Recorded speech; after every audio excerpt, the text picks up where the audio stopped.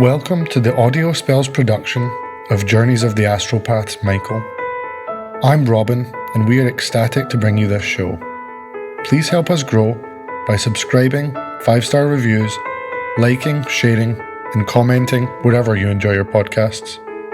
For more information and our full credits, please visit www.theastropaths.com or search Journeys of the Astropaths on Facebook. And now, let us cast you a spell.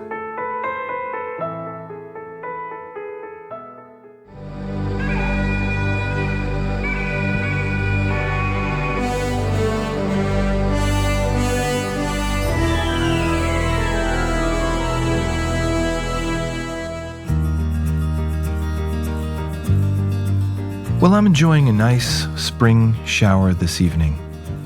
The setting sun is illuminating raindrops dripping off the tree leaves in front of my window, casting tiny, temporary prisms everywhere. I haven't had time to record anything for a few days. Maybe 5 years from now, I'll be talking about this last week's chaos and last night's adventure especially. Living day to day the way I do, I had never really thought about the past too much before. But you told me, people who hold tragedy or guilt, they have selective memory by necessity. That describes me well.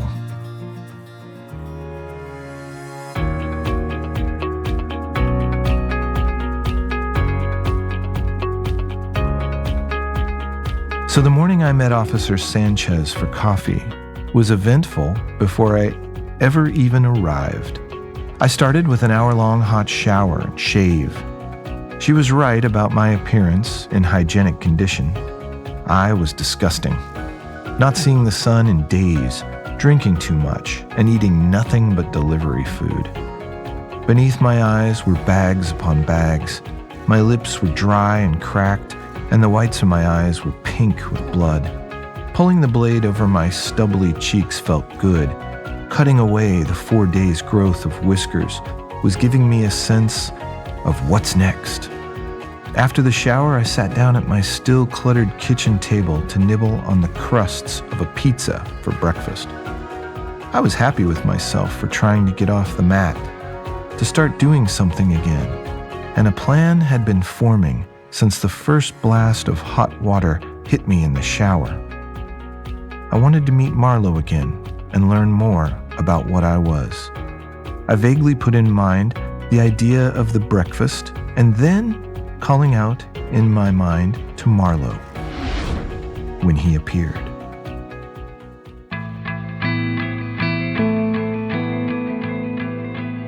"Michael," he chimed, "I thought you'd be in touch sooner." I dropped the crust I was eating, maybe a bit out of embarrassment for eating it, and partially from surprise. "Breakfast," he continued. "This is your home?"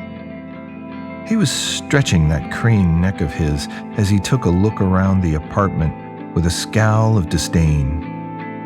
"I'm poor in America. What's so shocking?" I defended sarcastically. He looked at me with that fatherly, disappointed frown jutting his lips out a bit and said nothing. "I'm headed out for coffee date, but I'll clean it when I get back." He rubbed at his chin. "I'm not your father, Michael, but I would like to become your teacher. When will we begin your training?" I stood up to go. "Yes, I want to begin learning, but like I said, I've got a coffee thing now." Enjoy, was his goodbye, and he was gone.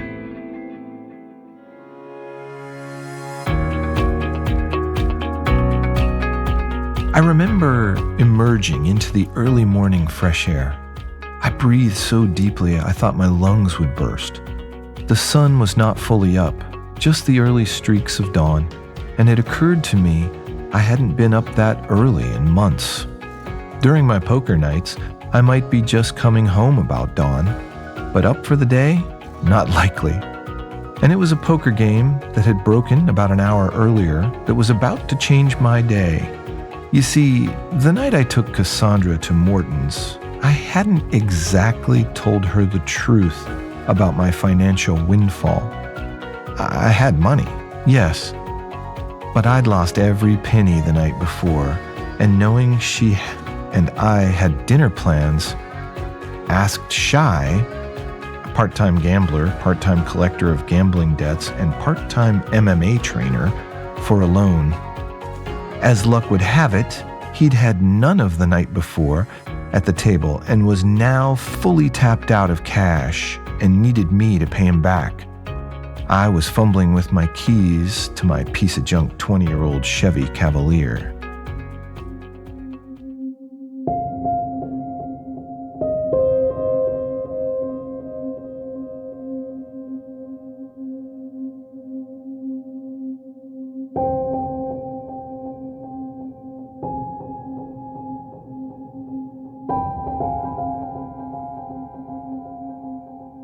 "Michael, where you been?" Shy asked, stepping out of his car, parked just behind mine. "I was just coming to see you. Where you headed?" "Actually, I have a coffee date," I admitted. Shy scared the hell out of me when he was in a good mood. He wasn't. He was a fiery winner, chuckling and chatting with the cards were coming his way, and a grumbling, mumbling near psycho when he was losing, as if he could intimidate the cards to be dealt better. "Hey, I gave you that cash about a week ago. Haven't seen you at the game since. What's up?" he asked directly. "Was in a car accident." I raised my still bandaged wrist out of my sleeve, and my sister passed away. Shy hesitated, processing this. It was a bit too much to be a lie. Cassandra? Oh man, she was a good one. I didn't even know he knew her. You knew her? He was processing the news. Beautiful, too, he continued. You forget, we went to Gateway about the same time. I was 2 years ahead of your sister in school. We had a class together. Sorry, man. Funeral? I answered. 4 days ago. He frowned. Gotcha. Well, you owe me $400. I wanted it today, but I'm guessing you got a lot on your plate. I decided to take a chance. I'll pay you $450. Can I get it to you on Friday? He'd been up all night, losing. His anger had probably been boiling on the drive from the poker game, but the news about my sister was really hitting him. She was a doctor or something, he asked. Yeah. And I felt tears filling my eyes when he used the was, and my throat thickened. Yeah. He put his hand on my arm, and I'm not gonna lie, I jumped more than I should have. But he just cupped my shoulder with his palm and said, Man, it's always the good ones. See you Friday at the game, or should I come by here? I'll bring it to you at the game, and thanks for the time and the loan. He just nodded and walked away from me back to his car. Cassandra was looking out for me again. The coffee shop was abuzz with Monday morning caffeine addicts lining up to get their fix. The sounds of steam blasts and coffee being tapped and blenders erupting like machine gun fire in a battle was a jolting symphony of noise that seemed to overwhelm the sleepy people lined up to order, because I didn't hear a word out of them as I took my place at the back of the line. Tables for two were arranged in no particular order on the other side of a barrier of hanging plants that gave a kind of forest vibe. I peered through the leafy veil, but didn't spot Officer Sanchez at any of the tables, and she wasn't in line at the order counter. I'd resigned myself to the fact that I was being stood up during my slow matriculation to the front of the line. In fact, I was thinking, well, considering how little cash I had, buying 1 cup of coffee was probably better than 2, considering if I bought 2, there went my lunch money. But just as I pictured the Subway sandwich I was going to buy later, I felt a hand upon my shoulder. It was Officer Sanchez. I barely recognized her out of uniform. She smelled of a shower, and her hair was still damp. And she looked fresh and relaxed, as if she hadn't a care in the world. Her transformation from cop to civilian was remarkable. I'll go get us a table. I just drink it black, but make it a double shot. I'm really sleepy. Then she walked away to claim us a table.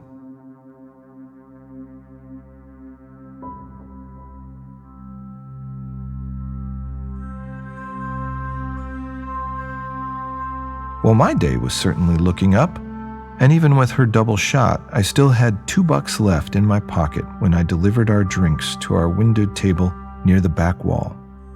It looked out over a kinda shabby little patch of grass with a budding spruce tree, lonely in the center. "I'm glad you came," I began, turning her cup in front of her so the handle was facing her. "Well, see if I am, but the coffee is a good start. Night shift is no joke. Sometimes I get so tired, I can't see my phone screen to dial a number." "Oh, so glad you have a gun," I teased.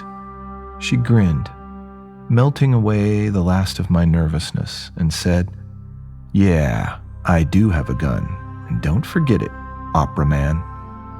Now, of course, I had been listening to a symphony and not opera, but I thought the nickname was endearing.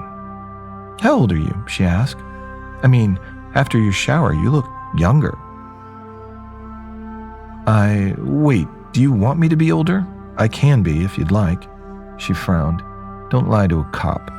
I'm 26, and I've been a cop for 2 years after I finished my degree in criminology."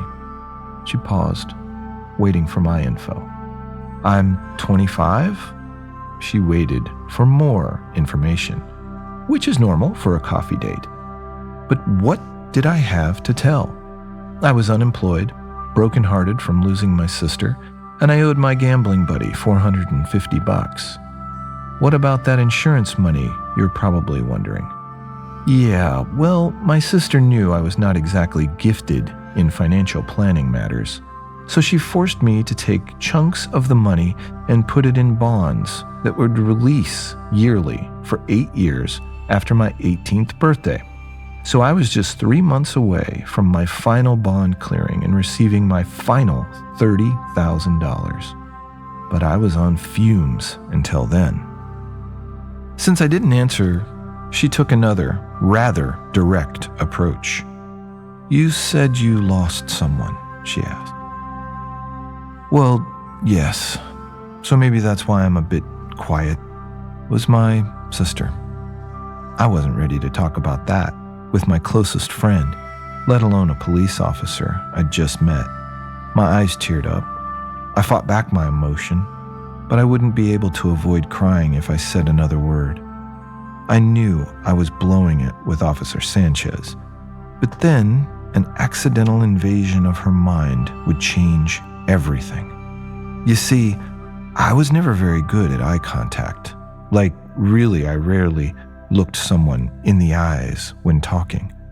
But I looked into her eyes, and we locked in a bit of a stare, and her mind opened up to me like Dr. Smithson's had. Man, this was a rush. Going into her thoughts, I penetrated all of her defenses, her toughness, brashness, and could sense her nervousness, first 8 months, and her curiosity. And then, as I began to feel more comfortable, I began to search memories. Not very orderly, like random as hell actually, and in no particular time sequence. I would like to thank the person who invented the mirror. God, I saw her coming out of the shower, dressing, everything in many phases of her life. And even when she went through a chubby phase her freshman year of college, she looked great. And of course, I saw past boyfriends, family, and then I came to something I did not want to see. It was like opening a file, and it would have been marked violence.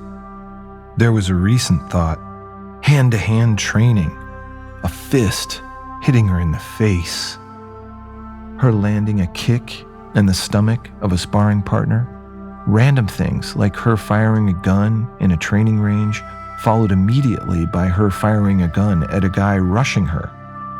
I didn't see the result of the bullet, as if she herself turned away. And then there was a man, an older guy from Mexico, and I think she was in Mexico actually, and only a teenager, and he was wrestling with her. No, she was scared, very scared. He was assaulting her. It was rape, and I jerked myself out of her mind with such a jolt, my legs spasmed, and I kicked my chair back with a loud squeak. I'm sorry. I can't imagine losing my sister. My uncle died last year, and that was very hard. But my sisters, both of them, are my whole world, she apologized. I was scrambling to figure out how long I'd been in her thoughts. I'd seen so much, and yet she didn't seem to feel I'd been silent too long.